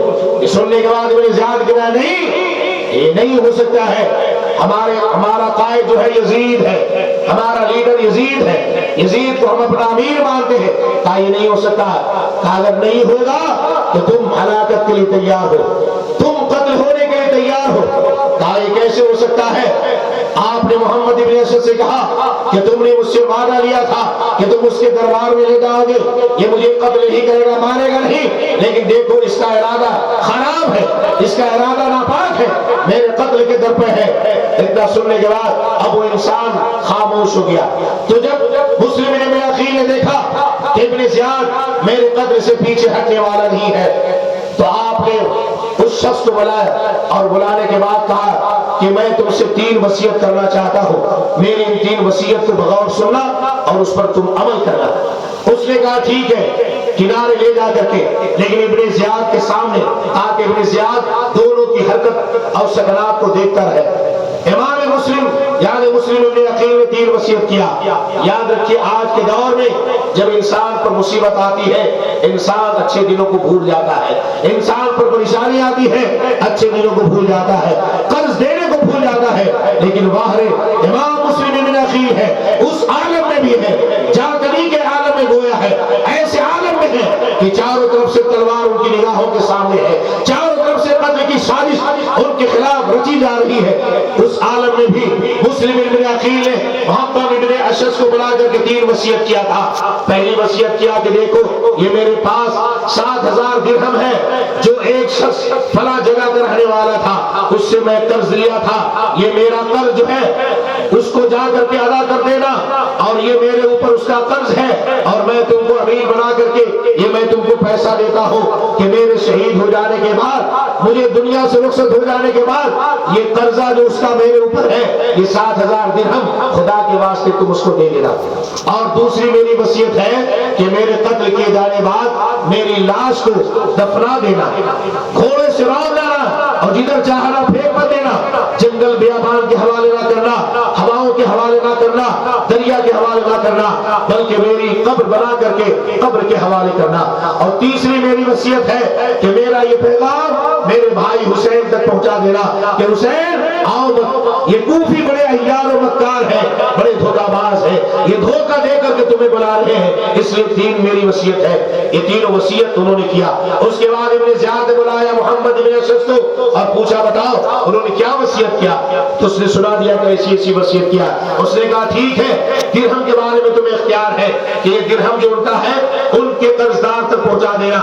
جو انہوں نے اپنی لاش کے بارے میں کہا ہے کہ میری لاش کی بے حرمتی نہ کرنا بلکہ قبر کے حوالے کر دینا, قبر بنا کر کے حوالے کر دینا, یہ تو نہیں ہو سکتا ہے. اس کی لاش کے ساتھ بے دردی کے ساتھ برتاؤ کیا جائے گا اور اس کی لاش کی بے حرمتی کی جائے گی. آخرکار کتابوں میں آتا ہے کہ ابن زیاد نے اپنی فوجیوں کو حکم دیا اور کہا گورنر ہاؤس کے چھت کے اوپر اسے لے جاؤ اور وہیں سے اسے زمین پر ایسے ڈھکیل دو کہ اس کے ہاتھ پیر بھی ٹوٹ جائے اور اس کے سب کچھ چکنا چور ہو جائے اور اس کا خاتمہ ہو جائے. کتابوں میں آتا ہے کہ ذی الحجہ کی 3 تاریخ یا 2 تاریخ کو حضرت امام مسلم ابن عقیل کو ابن زیاد کے فوجی لوگ گورنر ہاؤس کے چھت پر لے گئے اور لے جانے کے بعد اس کے بعد آپ کو ایسا زور و کب کیا, ایسی آپ کو مار ماری, اور مار مارنے کے بعد جب نیل مردہ ہو گئے تھے, آدھا مر گئے تھے, تو اسی کے بعد چھت کے اوپر سے جو بہت بلند و بالا چھت تھی زمین کے اوپر آپ کو ڈھکیل دیا, اور ڈھکیلنے کے بعد آپ نے جام شہادت نوش کر لیا. لیکن جام شہادت نوش کرنے سے پہلے آپ کی زبان پر ہی کلمہ تھا سبحان اللہ الحمدللہ لا الہ الا اللہ محمد رسول اللہ صلی اللہ علیہ وسلم. آپ یاد رکھیں اسلام کی تاریخ میں ایسی موت جس موت کی سب آدمی تمنا کرتا ہے کہ مرنے کے وقت اگر اس کی زبان پر سبحان اللہ کے کلمے ہو, اس کی زبان پر الحمدللہ کے کلمے ہو, اس کی زبان پر لا الہ الا اللہ ہو, اس کی زبان پر محمد رسول اللہ ہو, یہ کلمہ پڑھتے ہوئے عام آدمی بھی اگر دنیا سے رخصت ہوتا ہے تو یہ اس کے ایمان کی پہچان ہے, اس کے ایمان پر خاتمہ ہونے کی پہچان ہے. اور ایسا انسان دنیا میں بھی بخشا بخشایا ہے, میدان محشر میں جو اس کا بیڑا پار. امام مسلم ہے کہ اس عالم میں آپ نے اپنی جان آفری کے سپرد کیا, جان پیدا کرنے والی خدا کی ذات ہے اس کے حوالے کیا, اس حال میں کیا کہ زبان پر کلمہ. اور آج تو ہمارا حال یہ ہے کہ ہمارے گھر میں اگر کوئی آدمی موت کے قریب ہوتا ہے, اس لیے علماء فرماتے ہیں کہ اس کے قریب بیٹھ کر کے کلمہ پڑھو, لیکن اسے پڑھنے کے لیے مت کہو, اس لیے کہ جاگنے کی گھڑی جو ہوتی ہے بڑی شدت کی گھڑی ہوتی ہے. اگر تم نے زور دے کر کے اسے کہا کلمہ پڑھو کلمہ پڑھو, اگر مان لیا اس نے آخری وقت میں انکار کر دیا اور کہہ دیا میں نہیں پڑھوں گا نعوذ باللہ, تو اس کا ذمہ دار کون ہوگا؟ اس لیے علماء فرماتے ہیں کہ ایسا شخص جو جاگنی کے وقت میں ہو, آخری اس کا وقت ہے, تو اس کے پاس کان کے پاس بیٹھ کر کے پڑھتے رہیے لا الہ الا اللہ محمد رسول اللہ, لا الہ الا اللہ محمد رسول اللہ. آپ 10 مرتبہ پڑھیں گے, 20 مرتبہ پڑھیں گے, اللہ کے کرم سے اللہ جب توفیق دے گا تو 1 مرتبہ بھی اگر اس کی زبان سے یہ کلمہ جاری ہو گیا لا الہ الا اللہ محمد رسول اللہ, اس کا بیڑا پار ہو جائے گا اور ضرور ہو جائے گا. آپ 10 مرتبہ 20 مرتبہ خود پڑھتے رہیے اور اس کے کان میں منہ لگا کر کے یا ایسے جس سے وہ بغور سن سکے لا الہ الا اللہ محمد رسول اللہ پڑھتے رہیں گے. تو فطرت کا تقاضا ہے کہ ایک بچہ جو صحیح سے پڑھنا نہیں جانتا ہے لیکن اس کے سامنے ماں یا باپ کوئی کلمہ اگر پڑھے, پہلا کلمہ اگر پڑھے, 10 مرتبہ 20 مرتبہ پڑھے, تو بچہ تو دل زبان سے ضرور 1 مرتبہ پڑھ دیتا ہے لا الہ الا اللہ محمد رسول اللہ. ہے کہ نہیں؟ بالکل بالکل ہے کہ نہیں؟ تو اس لیے پڑھنا چاہیے. لیکن وہ تو امام مسلم ہے, مسلم ابن عقیل ہے کہ اس عالم میں بھی زبان پر سبحان اللہ الحمدللہ کہتے. اللہ کی تعریفوں کو صرف بیان کرتے ہیں، اللہ کی حمد و ثنا کرتے ہیں، اللہ کی پاکی بیان کرتے ہیں، الحمدللہ پڑھتے ہیں، سبحان اللہ پڑھتے ہیں، لا الہ الا اللہ محمد رسول اللہ پڑھ کر کے دنیا سے رخصت ہوتے ہیں۔ میرے دوستو یاد رکھو، اسلام کی تاریخ میں اور کربلا میں جانے سے پہلے کوفہ میں خاندان اہل بیت سے جس نے قربانی پیش کیا، اسلام کی تاریخ میں اسی کا نام مسلم ابن عقیل ہے۔ اب آپ کو میں نے شروع میں بتا دیا تھا، مسلم ابن عقیل جب چل رہے تھے تو ان کے ساتھ ان کے دو بیٹے بھی تھے، محمد اور ایک کا نام تھا ابراہیم۔ محمد عمر میں بڑے تھے، ابراہیم اس سے چھوٹے تھے، بہرحال دونوں کم سن تھے، کم عمر تھے۔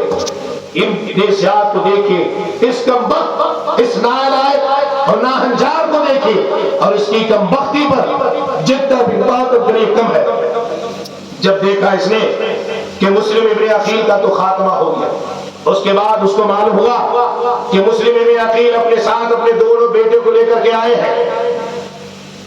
اب اس کے بارے میں پتہ لگاتا ہے کہ ان کے دونوں بیٹے کہاں ہیں، کس کے گھر میں قیام ہے۔ بات اچھی لگ رہی کہ نہیں؟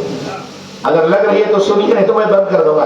ہم لوگ درس و تدریس والے آدمی ہیں، ہم لوگ زیادہ آپ کو چلائیں گے نہیں، لیکن آپ بڑے اچھے سے سن رہے ہیں، یہی میں مجھے خوشی ہے۔ بس سبحان اللہ الحمدللہ گاہے بگاہے کرتے ہیں، کہیے سبحان اللہ الحمدللہ، یا حسین یا حسین یا علی یا علی یا حسن۔ تاجدار کربلا کانفرنس، تاجدار کربلا کانفرنس، مسلمانوں نے گولا، مسلمانوں نے گولا۔ اب امام مسلم کے دونوں بیٹے کی تلاش میں ابن زیاد نے اپنے جاسوسوں کو لگا دیا کہ ان کے دو بیٹے جو آئے تھے وہ کہاں ہیں۔ اب دیکھیے، وقت کا ستایا ہوا آدمی، وقت جب کروٹ بدلے تو کس حالت میں کروٹ بدلے آپ کو معلوم ہونا چاہیے۔ اسی حالت میں جب ہانی ابن عروہ کے گھر سے امام مسلم نکلے تھے تو ان کے دو بچے جو تھے ان کو قاضی شریح جو اہل بیت سے محبت کرنے والا تھا، قاضی شریح نے امام مسلم کے دونوں بچوں کو اپنے گھر میں پناہ دے دیا اور اپنے گھر میں ٹھہرایا۔ اب اس نے مخبری اور جاسوسوں کے ذریعے پتہ لگایا کہ امام مسلم کے یہ دونوں بیٹے کہاں ہیں۔ جب معلوم ہو گیا کہ قاضی شریح کیا کرے، قاضی شریح جو محبان اہل بیت میں سے تھے، اہل بیت سے محبت کرنے والے تھے، اب ان کو معلوم ہوا کہ اس کے بارے میں اگر پتہ چل جائے گا تو یہ بدبخت ابن زیاد ان پھول سی کلیوں کو بھی نہیں چھوڑے گا، ان لہلہاتے ہوئے گلشن کے پھولوں کو بھی نہیں چھوڑے گا، اس مہک کے پھول کو بھی مسل دے گا، اس لیے کہ کم وقت ہے، اسے صرف سلطنت اور اسے حکومت اور اسے مالداری چاہیے۔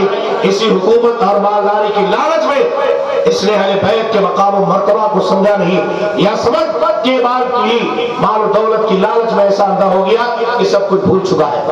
قاضی شریح کو جب معلوم ہوا کہ مخبروں کے ذریعے سے خبر لگائی جا رہی ہے، اس نے اپنے بیٹے جس کا نام تھا اسد، قاضی شریح نے اپنے بیٹے کو بلایا، کہا میرے بیٹے یہ دونوں اہل بیت سے تعلق رکھنے والے مسلم ابن عقیل کی یہ دونوں امانتیں ہیں، جو کم سن ہیں، چھوٹے بچے ہیں، اچھے سے چل نہیں پاتے یا چلتے چلتے تھک جاتے ہیں، میرے بیٹے آج رات کے وقت ایک قافلہ باب العراقین سے ایک قافلہ مدینے کی طرف کوچ کرنے والا ہے، یہ دونوں امام مسلم کے بچے جو میرے یہاں بطور امانت ہے انہیں لے جاؤ اور اسی باب العراقین سے گزرنے والا قافلہ جو مدینے گزرنے والا ہے اس قافلے میں اس کو کر دینا، تاکہ یہ بچے قافلے کی راہ کو دیکھ کر کے اس قافلے کے ساتھ یہ بھی اپنے نانا جان کے شہر محترم مدینہ طیبہ میں حاضر دے دے۔ یہ دونوں بچے بھی چلے جائے اور دیکھنا یہ راز کسی سے مت بتانا، تم میرے بیٹے ہو۔ قاضی شریح کے بیٹے اسد نے کہا ابو جان آپ اس پر بھروسہ رکھیے، میں وہی کروں گا جس بات کا آپ حکم دیتے ہیں۔ قاضی شریح نے ان دونوں بیٹے کو، امام مسلم کے دونوں بیٹوں کو نکالا اور ان کی آنکھوں کو چھوا، ان کی پیشانیوں کا بوسہ لے گا، ہاتھوں کا بوسہ لیا اور قدم بوسی کیا اور کہا اے رسول دو جہاں صلی اللہ علیہ وسلم کے گلشن کے مہکتے ہوئے پھول، اے امام مسلم کی یادگار، اے امام مسلم کی امانت، میں نے کچھ بھی کمی نہ کیا، آج میں اپنے گھر سے نکال رہا ہوں، مجبور ہو کر کے نکال رہا ہوں، اس لیے کہ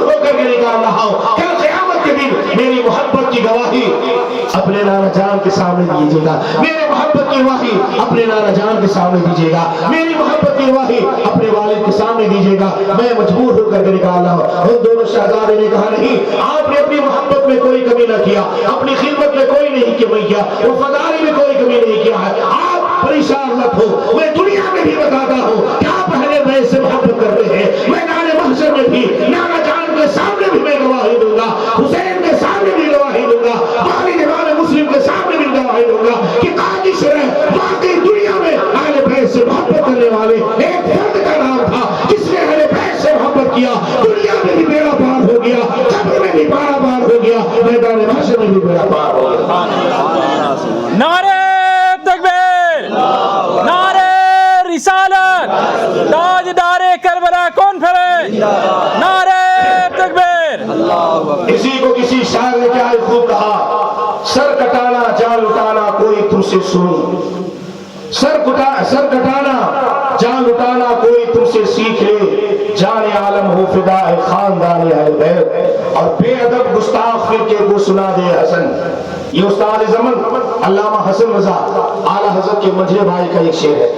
बेअदब गुस्ताख फिरके को सुना दे हसन, यूं कहा करते हैं सुन्नी दास्तान अहले बैत, यूं कहा करते हैं सुन्नी दास्तान अहले बैत। बेइजाजत उनके घर जिब्रील भी आते नहीं, बेइजाजत उनके घर जिब्रील भी आते नहीं, कद्र वाले जानते हैं इज्ज़ो शान अहले बैत, कद्र वाले जानते हैं इज्ज़ो शान अहले बैत। सर कटाना जान लुटाना कोई तुमसे सीख ले, जाने आलम हो फिदा ए खानदान अहले बैत। जब काजी शुरैह के सामने इमाम मुस्लिम के इन दोनों बेटे ने इतनी बात कह दिया तो उन्हें बड़ी तसल्ली हुई। उसके बाद अपने बेटे असद को कहा, बेटे ले जाओ, शाम का वक्त हो गया है, सूरज डूब गया है, रात की तारीकी हो गई है, बाबुल इराकीन से एक काफिला मदीने की तरफ रवाना आज होने वाला है, और उसी काफिले में इनको हवाले कर देना और उसी के साथ ये मदीने पाक चले जाएंगे। उनका बेटा असद जब बाबुल इराकीन के पास पहुंचा तो पहुंचने में थोड़ी ताखीर हो गई थी और वो काफिला कुछ आगे बढ़ चुका था, लेकिन काफिला जो जा रहा था उस काफिले की गर्द गुबार उड़ती हुई नजर आ रही थी। काजी शुरैह के बेटे असद ने कहा, बच्चों देखो ये काफिला जा रहा है, उसकी गर्द गुबार उड़ रही है, ये काफिला कुछ आगे है, तुम इस काफिले को पकड़ लोगे? उस बच्चे ने हिम्मत और हौसले से कहा, हाँ हाँ जरूर हम पकड़ लेंगे, हाँ हाँ जरूर हम पकड़ लेंगे। तो असद ने दोनों बच्चे को कहा, ले जाओ, वही काफिला जो गर्द गुबार उड़ रहा है उसी के पीछे हो जाओ और उस काफिले में तुम शरीक होकर के मदीने पाक अपने नाना जान की बारगाह में पहुंच जाओगे। लेकिन क्या कहिए, मर्जी मौला अज़हमा औला, अल्लाह की मर्जी सबसे बेहतर होती है। जो इंसान की किस्मत में लिखा होता है वही होकर के रहता है। इंसान तदबीर से तो काम करेगा लेकिन तकदीर पर ईमान रखना ये मोमिन की शान है, पहचान है, और तदबीर से काम करना ये भी मोमिन के लिए अल्लाह और रसूल का हुक्म है कि नहीं? तदबीर से काम करना है, तकदीर पर ईमान रखना है। बीमार हो गए, इलाज कराना है कि नहीं, यह है तदबीर। डॉक्टर के पास जाना ये है तदबीर, और इलाज कराने के बाद भी 10 लाख रुपए हमने अपने वालिद पर खर्च कर दिया, उसके बाद भी वालिद हमें ना बचे, तो हम यही कहेंगे कि अल्लाह की ही मर्जी थी। ये न कहेंगे, वहां पर नाशुक्री करेंगे कि 12 लाख खर्च कर दिया, मेरा बाप नहीं बचा, और उसने अपने बाप पर 100 रुपया खर्च किया, बच गया। ये तो अल्लाह की मर्जी है ना। तदबीर से काम करना है, तकदीर पर ईमान रखना है। ये भी नहीं कि बीमार हम हो जाए, करे मौत आएगी तो आएगी, क्या इलाज कराएंगे? ये तदबीर के खिलाफ है। ये क्या है? तदबीर के खिलाफ है। इसलिए कि बीमारी लायक हो तो तदबीर से काम करना है, इलाज मुआलजा कराना है, डॉक्टर के पास जाना है। उसके बाद भी अगर हम बच ना सके, मौत आ जाए, तो समझ जाओ हमारी किस्मत में, ये हमारे बाप दादे की तकदीर में मरना लिख गया था। इसलिए लाखों रुपए खर्च करने के बाद भी मेरा बाप बच ना सका। अब ये दोनों बच्चे उड़ते हुए गर्द गुबार का पीछा करते हुए अपने एतबार से बेचारे चलते, लेकिन क्या कहिए, किस्मत का मारा आदमी। चलते चलते बच्चे रात की तारीकी में देखते हैं वो गर्द गुबार काफी दूर हो गया, गर्द गुबार नजर भी नहीं आता है। यहाँ तक कि रात की तारीकी में दोनों बच्चे जो है रास्ता भटक जाते हैं, रास्ता भटक जाते हैं, रास्ता भटक जाते हैं। सुबह का उजाला होता है तो क्या देखते हैं कि जहां से हम चले थे वहीं आकर के रुके। اس کے بعد دونوں بچے جن کا نام محمد اور ابراہیم ہے، یہ دونوں گھبرائے ہوئے ڈرے ہوئے ایک درخت کے نیچے سہمے ہوئے بیٹھے۔ اسی درمیان اہل بیت سے محبت کرنے والی ایک عورت کے ہاں ایک خادمہ اور ایک کنیز رہتی تھی جو اس کی خدمت کیا کرتی تھی۔ پانی بھرنے کے لیے کنویں پر آتی ہے تو کیا دیکھتی ہے کہ دو چھوٹے چھوٹے بچے ہیں، ایک درخت کے سائے میں بیٹھے ہیں، درخت کے آڑ میں بیٹھے ہیں، بڑے سہمے ہیں، بڑے ڈرے ہوئے ہیں، بڑے خوف زدہ ہیں۔ یہ کنیز، یہ خادمہ پانی بھرتی ہے، اس کے بعد ان دونوں بچے کے پاس جاتی ہے اور دیکھتے ہیں کہ بچے اس کو ڈر جاتے ہیں، خوف زدہ ہو جاتے ہیں، یہ سمجھ جاتے ہیں کہ یہ بھی میری دشمن ہے، اس لیے کہ اس نے دیکھا تھا کہ ہر طرف تو کوفہ کے لوگ میرے بھی دشمن ہو گئے، میرے باپ کے بھی دشمن ہو گئے، تو ان کو یہی سمجھ میں آیا کہ یہ بھی عورت مجھے پکڑ کر کے وہی میرے دشمن کے پاس نہ پیش کر جائے گی۔ یہ عورت جب ان دونوں بچے کے پاس جاتی ہے وہ دونوں بچے ڈر میں رہتے ہیں، خوف زدہ ہوتے ہیں، منت و سماجت کرتے ہیں اور کہتے ہیں خاتون خدا کے واسطے مجھے چھوڑ دو، مجھے ظالم کے پاس مت لے جاؤ، جابر کے پاس مت لے جاؤ، مجھے میرے دشمن کے پاس مت لے جاؤ، اس کے پاس مت لے جاؤ جس نے میرے باپ کو موت کے گھاٹ اتار دیا، ابن زیاد کے مت لے جاؤ، اس لیے ابن زیاد تو میری تلاش میں لوگوں کو بھیج چکا ہے، اس کے پاس نہ لے جاؤ۔ وہ کنیز جب ان دونوں بچوں کو روتا ہوا دیکھتی ہے اس کے بھی آنکھوں سے آنسو کے قطرے جاری ہو جاتے ہیں اور کہتے ہیں بچے میں تم سے دشمنی رکھنے والی نہیں ہے، میں تم سے عداوت رکھنے والی نہیں، میں تو اہل بیت سے محبت کرتی ہوں اور میں جس کے گھر کی خادمہ ہوں وہ تو اہل بیت کی خادمہ ہے، اہل بیت سے محبت کرنے والی ہے۔ اے بچوں گھبراؤ نہ ہو، تمہارا چہرہ بتاتا ہے، تمہارے چہرے کی پیشانی بتاتی ہے، پیشانی کی چمک بنتی ہے کہ تم کوئی معمولی بچے نہیں ہو، تم ہی وہ ہے جس کا تعلق اہل بیت سے ہے اور جس کے بارے میں بریلی سے اعلیٰ حضرت پکار دیتے ہیں تیری نسل پاک میں ہے بچہ بچہ نور کا، تو ہے عین نور، تیرا سب گھرانہ نور کا۔ نعرہ تکبیر، نعرہ رسالت، یا رسول اللہ، یا علی، یا حسین، یا علی، یا حسین۔ وہ دونوں بچے کو تسلی اور دیتی کہتی آپ گھبرائے نہیں، میں بھی انہی کے در سے صدقہ کھاتی ہوں اور میں جس کے یہاں خادمہ ہوں، کنیز ہوں، وہ تو بے پناہ اہل بیت سے محبت کو میری خادمہ مالکن کرتی ہے۔ بچوں کو جب تسلی دیا، اس کے آنکھوں سے آنسو کے قطرے پوچھے، چہرے کے گرد و غبار کو صاف کیا اور چہرے کو پانی سے دھو کر کے محبت سے اپنے مالکن کیا لے جاتی ہے۔ لے جانے کے بعد کہتی ہے مالکن تم زندگی بھر اہل بیت سے محبت کرتی آئی ہو اور اہل بیت کی محبت کا تم نے دھم بھرا ہے، آج حقیقت میں تمہیں اہل بیت سے محبت کر کے دنیا والوں کو بتا دینا ہے۔ وہ عورت پوچھتی ہے کیا بات ہے میری خاتمہ، ایسی بات کبھی تم نہیں کرتی تھی، کبھی ایسی جملے نہیں کہا کرتی تھی، کہا آج جملے کہنے پر میں مجبور ہوں۔ تم اہل بیت سے محبت کرتی تھی، زبانی طور سے محبت کرتی تھی، عقیدت کے اعتبار سے محبت کرتی تھی، آج عملی طور سے پریکٹیکل طور سے تمہیں اہل بیت سے محبت کر کے دنیا والوں کو بتانا ہوگا۔ کل تک تمہاری محبت جو تھی تھیوری طور پر تھی، نظریاتی طور پر تھی، آفاقی طور پر تھی، زبانی طور پر تھی، قول و قرار کی شکل میں تھی، عقیدت کی شکل میں تھی، الفت کی شکل میں تھے، آج عمل کے میدان میں تمہیں بتانا ہوگا کہ واقعی تم محمد پانے اہل بیت سے تمہارا تعلق ہے، اہل بیت سے تم محبت کرتی ہو۔ کہاں بات کیا ہے؟ کہا رسول کریم صلی اللہ علیہ وسلم کے گلشن کے کھلتے ہوئے اور مہکتے ہوئے دو پھول کو میں لائی۔ کہا کیا بات ہے؟ کہا دیکھو ان دونوں شہزادوں کو دیکھو۔ وہ خوش ہو گئی، چہرے اور پیشانی بتا رہے ہیں کوئی اور نہیں ہے، ایسے ہیں جسے اہل بیت کہا جاتا ہے، خاندان اہل بیت سے جن کا تعلق ہے۔ یہ چہرے کو دیکھ کر جو اس کی مالکہ سمجھ گئی کہ واقعی یہ دونوں بچے جو ہیں اہل بیت سے خاندان سے تعلق رکھتے ہیں۔ اس کے بعد اس کی مالکہ نے پوچھا کیا نام ہے؟ اس نے کہا میرا نام محمد ہے، ایک نے کہا میرا نام ابراہیم۔ کہا کن کے بیٹے ہو؟ کہا میں مسلم ابن عقیل کا بیٹا۔ وہ مالکہ سمجھ گئے کہ انہی کے والد کو ابن زیاد نے بدردی سے مارا۔ خوشی کے عالم میں اس کی مالکہ نے اپنی باندی کو آزاد کر دیا کہ میری باندی آج میرے لیے سب سے بڑی خوشی کی چیز لے کر آئی ہے، مسرت کی چیز لے کے آئی ہے، اس خوشی میں آج سے میں نے تمہیں آزاد کر دیا۔ لیکن یاد رہو کہ ان دونوں بچوں، ان دونوں شہزادوں، ان دونوں اہل بیت کے کھلتے ہوئے चिरागों की तुम हिफाजत करना, तुम देखना। उसके बाद उस औरत ने कहा किया कि अपने घर के अंदर एक मखसूस जो उसका कमरा था, उसी कमरे के अंदर जो है इन दोनों बच्चों को आराम से उनके हाथ पैर को धोया, चेहरे को धोया, साफ सुथरा करके, खाना खिला करके आराम से कहा दोनों इसमें सो जाओ। दोनों बच्चे सो गए, मोहम्मद और इब्राहिम। किताबों में आता है रात का जब वक्त होता है, इसी दरमियान उसका शौहर बड़ा लालची था जिसका नाम था हारिस। यह ऐसा लालची था कि इब्ने ज़ियाद ने ऐलान करा दिया था कि जो मुस्लिम के दोनों बच्चे को लाएगा इतना इतना इनाम और इकराम से उसे नवाजा जाएगा। हारिस इस इनाम की लालच में दिन भर चक्कर लगाता रहा कि इमाम मुस्लिम के लड़के कहाँ हैं। उसके चक्कर लगाते लगाते शाम का वक्त हो गया, रात का पहर हो गया, अपने घर आता है। अब उसी सोच में है कि कब सुबह का उजाला हो और मुस्लिम के दोनों बच्चों को गिरफ्तार करके इब्ने ज़ियाद के पास पहुंचाए ताकि इनाम इकराम से हम नवाजे जाए।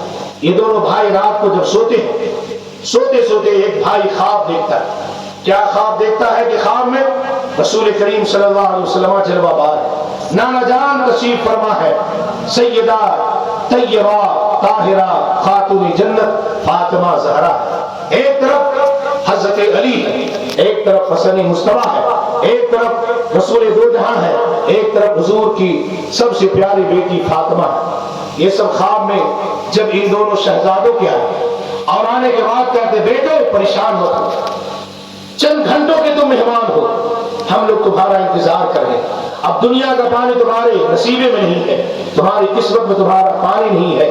तुम्हारे बाप जामे शहादत नोश कर लिए है, तुम्हारे बाप भी तुम्हारा इंतजार कर रहे हैं, हम लोग भी तुम्हारा इंतजार कर रहे हैं। ये ख्वाब देखते देखते बड़े भाई जो है मोहम्मद रोने लगते हैं, उनके चीख बुलंद हो जाती है। जब चीख बुलंद हो जाती है, उसका शौहर जो है जिसका नाम था, उसका शौहर जो है हारिस, वो देखता है कि अरे मेरे घर से बच्चे की आवाज कहाँ। सुन बीवी को, अरे मेरे घर से बच्चे के रोने की आवाज आ रही।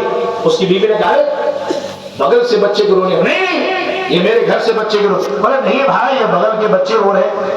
बार बार उसने समझाया कि नहीं ये आवाज मेरे घर से आ रही है, सच बताओ। उसने कहा नहीं ये बगल के बच्चे रो रहे। और आवाज दोनों भाइयों की बुलंद हो गई, इसलिए कि जब बड़ा भाई रोता है तो दूसरा भाई भी बेदार हो जाता है। दोनों भाई एक दूसरे से बगलगीर होते हैं, गले लगा करके जारो कतार रोने लगते, आवाज बुलंद हो जाती है। अब उसके बाद हारिस करीब से करीब होता है, उस कमरे से करीब होता है जिस घर से दोनों की आवाज आती है। उसके बाद उसकी बीवी जो है अपने शौहर के कदम से लिपट जाती है, कहती खुदा के वास्ते छोड़ दो। ये खानदानी अहले बैत से ताल्लुक रखते हैं, खानदानी नबूवत के चश्मो चिराग है। अरे इसको मार करके कुछ भी नहीं पाओगे, इन्हें खुश करके दुनिया में भी तुम कामयाब रहोगे, आखिरत में भी तुम कामयाब। लेकिन उसे तो दुनिया की लालच है कि अरे जिसके लिए मैं सुबह से शाम तक परेशान, वही बच्चे हमारे घर में पढ़ा ले रहे हैं। तुमने तो कमाल कर दिया कि उसी इनाम इकराम लेने के लिए सुबह से शाम तक न जाने मैंने कहां कहां की खाक छानी है, कहां कहां में गया है। पहाड़ों पर गया, दरियाओं के पास गया, बयाबानों में गया, जंगल में गया, सहरा में गया, न जाने कहां कहां मैंने चक्कर लगा सुबह से शाम तक। और उन्हीं दोनों बच्चों को तुमने अपने घर में बना दिया।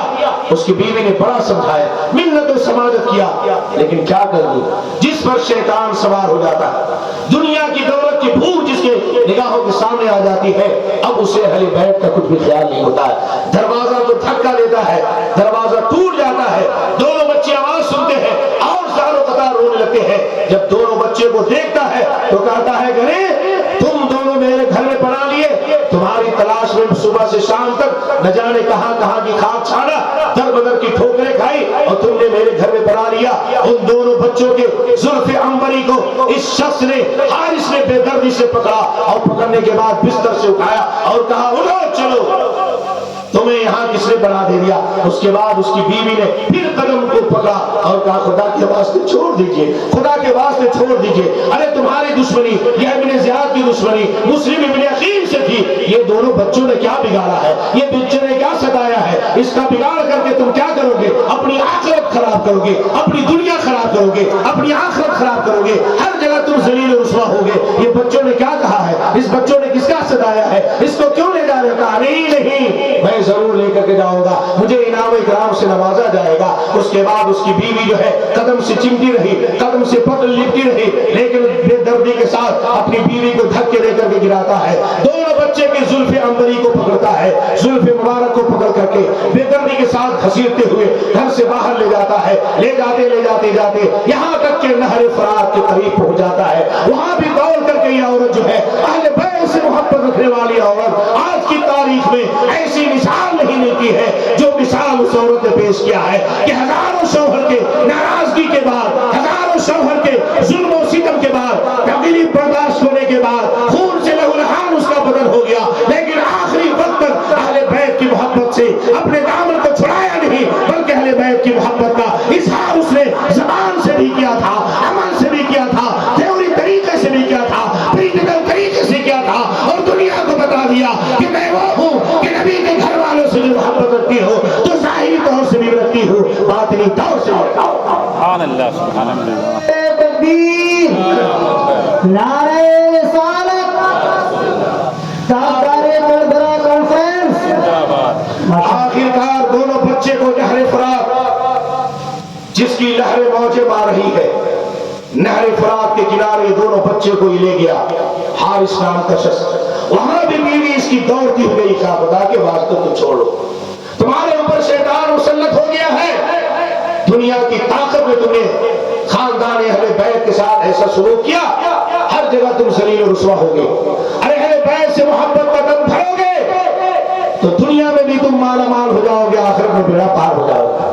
لیکن کیا کہو گے, پھول کی پتی سے کٹ سکتا ہے ہیرے کا جگر, پھول کی پتی سے کٹ سکتا ہے ہیرے کا جگر, مرد نادا پر کلام نرم و نازک بے اثر.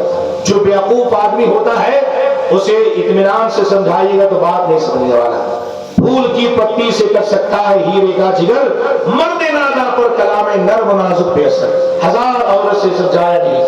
اب اس کے بعد دونوں بچے کہتے ہیں کہ میرے اوپر پہلے تلوار چلا.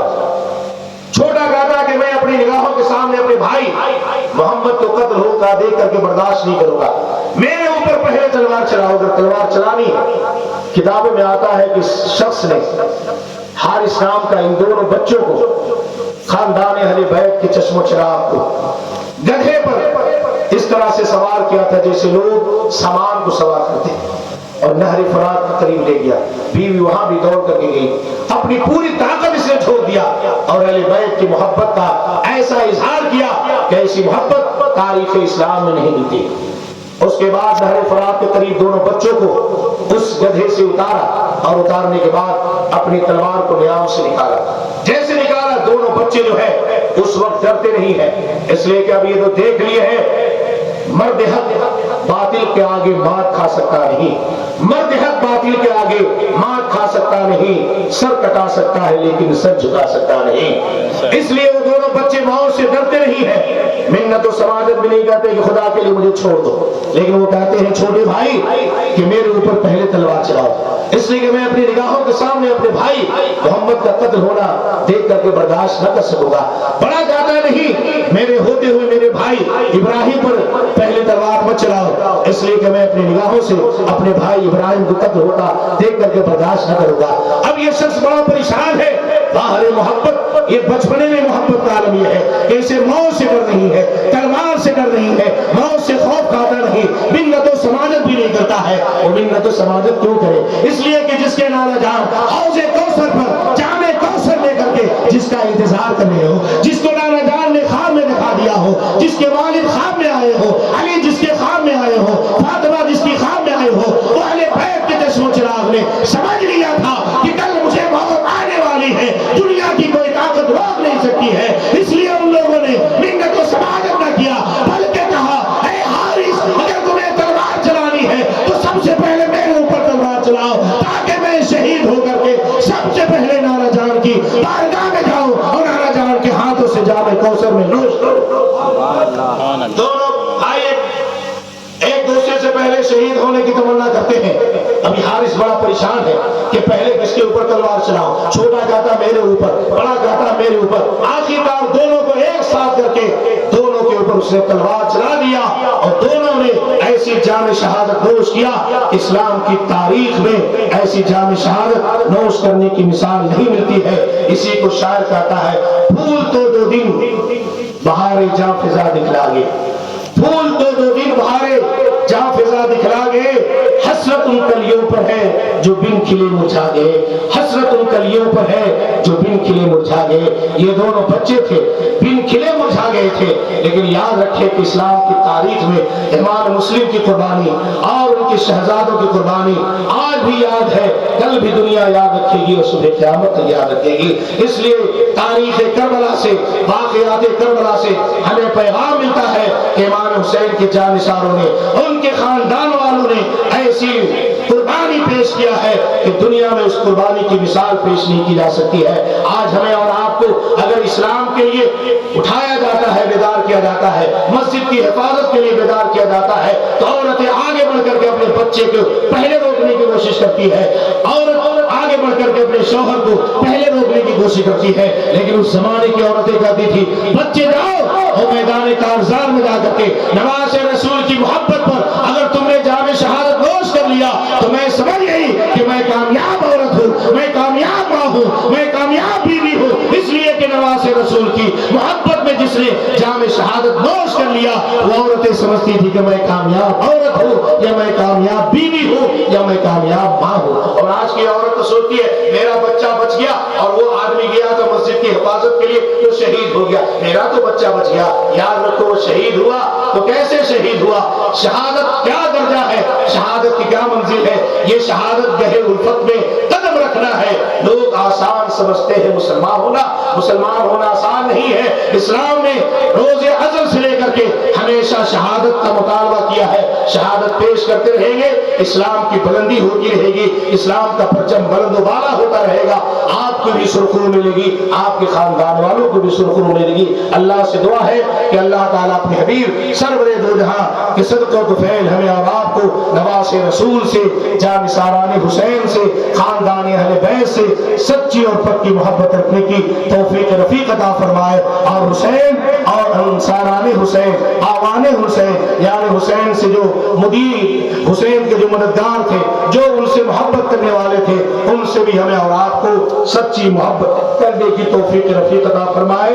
تاجدار کربلا کانفرنس زندہ باد، مسلمانان گملہ پائندہ باد۔ اللہ تعالی ہمارے اور آپ کی حاضری کو قبول فرمائے۔ انشاءاللہ آئندہ کل خاندان اہل بیت کے چشم و چراغ کی قربانی پیش کی جائے گی، اور اسلام کی تاریخ میں ایسی قربانی بھی نظر نہیں آتی ہے جس میں کہ بھتیجے کی قربانی پیش کی گئی ہے، بھائی کی قربانی پیش کی گئی ہے، اور بیٹی کی قربانی پیش کی گئی ہے۔ انشاءاللہ تبارک و تعالی بارگاہ مجاہد ملت کا خادم آئندہ کل ان آقاؤں کی قربانی آپ کے سامنے پیش کرنے کی کوشش کرے گا۔ اللہ سے دعا ہے کہ اللہ تعالی ہمیں اور آپ کو حق بات بولنے کی توفیق رفیق عطا فرمائے، اور آپ سبوں کو حق بات سن کر کے اس پر عمل کرنے کی توفیق رفیق عطا فرمائے۔ آمین وآخر دعوانا الحمدللہ رب العالمین۔ السلام علیکم ورحمۃ اللہ وبرکاتہ۔